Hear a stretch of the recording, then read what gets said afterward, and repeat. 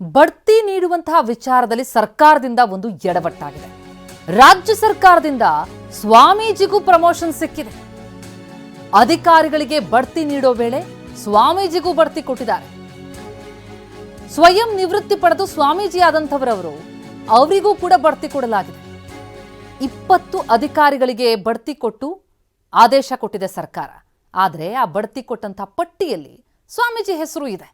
ಸ್ವಯಂ ನಿವೃತ್ತಿ ಪಡೆದು ಸ್ವಾಮೀಜಿ ಆದಂತವರು ಎಚ್.ಎಲ್. ನಾಗರಾಜ್ ಸ್ಥಳ ನಿರೀಕ್ಷೆಯಲ್ಲಿದ್ದಾರೆ ಅಂತ ಹೇಳಿ ನಮೂದು ಮಾಡಿ ಆದೇಶ ಕೊಟ್ಟಿದ್ದಾರೆ. ಸದ್ಯ ನಿಶ್ಚಲಾನಂದನಾಥ ಸ್ವಾಮೀಜಿಗಳಾಗಿದ್ದಾರೆ ನಾಗರಾಜ್. ಅವರ ಹೆಸರು ಪಟ್ಟಿಯಲ್ಲಿರುವಂಥದ್ದು ಈಗ ಕುತೂಹಲ ಮೂಡಿಸ್ತಾ ಇದೆ. ಈ ಬಗ್ಗೆ ಇನ್ನಷ್ಟು ಡೀಟೇಲ್ಸ್ ಕೊಡ್ತಾರೆ ನಮ್ಮ ಪ್ರತಿನಿಧಿ ದಿಲೀಪ್. ಈಗ ಸಂಪರ್ಕದಲ್ಲಿದ್ದಾರೆ. ದಿಲೀಪ್, ಸ್ವಯಂ ನಿವೃತ್ತಿ ಪಡೆದವರನ್ನು ಕೂಡ ಬಡ್ತಿ ಪಟ್ಟಿಯಲ್ಲಿ ಸೇರಿಸ್ತಾರೆ ಅಂತಂದ್ರೆ ಇಷ್ಟು ದೊಡ್ಡ ನಿರ್ಲಕ್ಷ್ಯನ?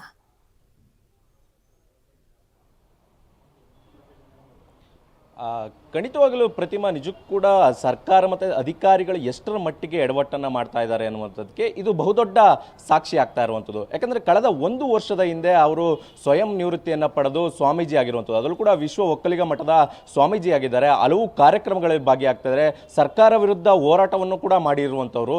ಇಂಥವ್ರಿಗೂ ಕೂಡ ಈಗ ಸರ್ಕಾರ ಬಡ್ತಿ ಕೊಡ್ತಾ ಇದೆ ಅನ್ನುವಂಥದ್ದು ನಿಜಕ್ಕೂ ಕೂಡ ಅಧಿಕಾರಿಗಳಿಗೆ ಅವರು ನಿವೃತ್ತಿ ಪಡೆದಿದ್ದಾರಾ ಇಲ್ವಾ ಅನ್ನುವಂಥದ್ದು ಕೂಡ ಮಾಹಿತಿ ಇಲ್ವಾ ಅನ್ನುವಂಥದ್ದು ಬಹಳ ಗೊಂದಲ ಇರುವಂಥದ್ದು. ಯಾಕಂದರೆ ಇಷ್ಟೊಂದು ಪ್ರಮಾದವನ್ನು ಮಾಡಿರುವಂಥದ್ದು ಅಧಿಕಾರಿಗಳು. ಯಾಕಂದರೆ ಒಂದು ಉನ್ನತವಂತ ಹುದ್ದೆಗೆ ಇವರಿಗೆ ಬಡ್ತಿಯನ್ನು ಕೊಡ್ತಾ ಇರುವಂಥದ್ದು.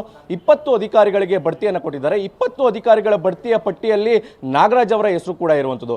ನಾಗರಾಜ್ ಅವರು ಸ್ವಾಮೀಜಿ ಆಗ್ತಾ ಇದ್ದಾರೆ ಅನ್ನುವಂಥ ವಿಚಾರ ಸಾಕಷ್ಟು ಸದ್ದು ಮಾಡಿತ್ತು. ಯಾಕಂದರೆ ಒಬ್ಬರು ಸರ್ಕಾರಿ ಅಧಿಕಾರಿ, ಹಿರಿಯ ಶ್ರೇಣಿಯ ಅಧಿಕಾರಿಯಾಗಿದ್ದಂಥ KS ಅಧಿಕಾರಿಯಾಗಿದ್ದಂಥವರು ಸ್ವಾಮೀಜಿ ಆಗ್ತಾರೆ ಅನ್ನುವಂಥದ್ದು ನಿಜಕ್ಕೂ ಕೂಡ ಸರ್ಕಾರದ ಮಟ್ಟದಲ್ಲೂ ಕೂಡ ಸಾಕಷ್ಟು ಚರ್ಚೆ ಆಗ್ತಾ ಇತ್ತು. ಯಾಕಂದರೆ ಸರ್ಕಾರದಿಂದ ಏನಾದರೂ ಅವರಿಗೆ ತೊಂದರೆ ಇತ್ತಾ, ಈ ಕಾರಣದಿಂದಾಗಿ ಅವರೇನಾದರೂ ಸ್ವಾಮೀಜಿ ಆದ್ರ ಅನ್ನುವಂಥದ್ದು ಆ ರೀತಿಯ ದೊಡ್ಡ ಮಟ್ಟದಲ್ಲಿ ಕೂಡ ಸದ್ದಾಗಿದ್ದಂಥ ಸ್ವಾಮೀಜಿಗೆ ಈಗ ಸರ್ಕಾರದಲ್ಲಿ ಈಗ ಬಡ್ತಿ ಕೊಡ್ತಾ ಇದ್ದಾರೆ ಅಂತಂದ್ರೆ ಅಧಿಕಾರಿಗಳು ಎಷ್ಟರ ಮಟ್ಟಿಗೆ ಕೆಲಸ ಮಾಡ್ತಾ ಇದ್ದಾರೆ. ಅದರಲ್ಲೂ ಕೂಡ ಸರ್ಕಾರದ ಅಧೀನ ಕಾರ್ಯದರ್ಶಿ ಒಂದು ಪತ್ರಕ್ಕೆ ಸಹಿ ಹಾಕಿರುವಂಥದ್ದು. ಅದರಲ್ಲೂ ಕೂಡ ಹಿರಿಯ ಶ್ರೇಣಿ ಅಂತ ಆಯ್ಕೆ ಶ್ರೇಣಿಗೆ ಅವ್ರಿಗೆ ಆಯ್ಕೆ ಮಾಡಿ ಸಂಬಳವನ್ನು ಹೆಚ್ಚು ಮಾಡಿ ಈಗ ಒಂದು ಆದೇಶವನ್ನು ಮಾಡಿರುವಂಥದ್ದು. ಒಟ್ಟಾರೆಯಾಗಿ ಸರ್ಕಾರಿ ಅಧಿಕಾರಿಗಳು ಎಷ್ಟರ ಮಟ್ಟಿಗೆ ಕೆಲಸ ಮಾಡ್ತಾ ಇದ್ದಾರೆ, ಎಷ್ಟು ಮಟ್ಟಿಗೆ ಈ ಒಂದು ಕೆಲಸವನ್ನು ಮಾಡ್ತಾ ಇದ್ದಾರೆ, ಈಗ ಯಾವ ರೀತಿಯಂತ ಬಡ್ತಿ ಕೊಟ್ಟಿದ್ದಾರೆ ಅನ್ನುವಂಥದ್ದು, ಸರ್ಕಾರ ಎಷ್ಟು ಮಟ್ಟಿಗೆ ಕೆಲಸ ಮಾಡ್ತಾ ಇದೆ ಅನ್ನೋದಕ್ಕೆ ಇದು ಬಹುದೊಡ್ಡ ಸಾಕ್ಷಿಯಾಗಿರುವಂಥದ್ದು. ಪ್ರತಿಮಾ, ಥ್ಯಾಂಕ್ ಯು ದಿಲೀಪ್.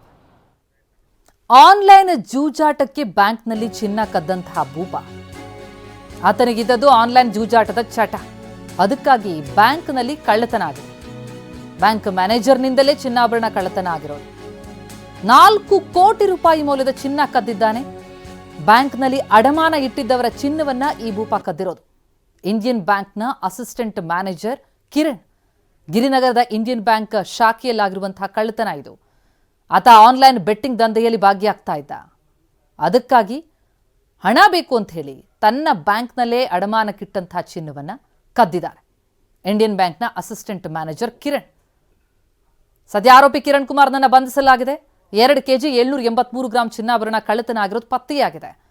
ಈಗ ಅರೆಸ್ಟ್ ಮಾಡಿ 700 ಗ್ರಾಂ ಚಿನ್ನವನ್ನ ಆತನಿಂದ ಜಪ್ತಿ ಮಾಡಿದ್ದಾರೆ.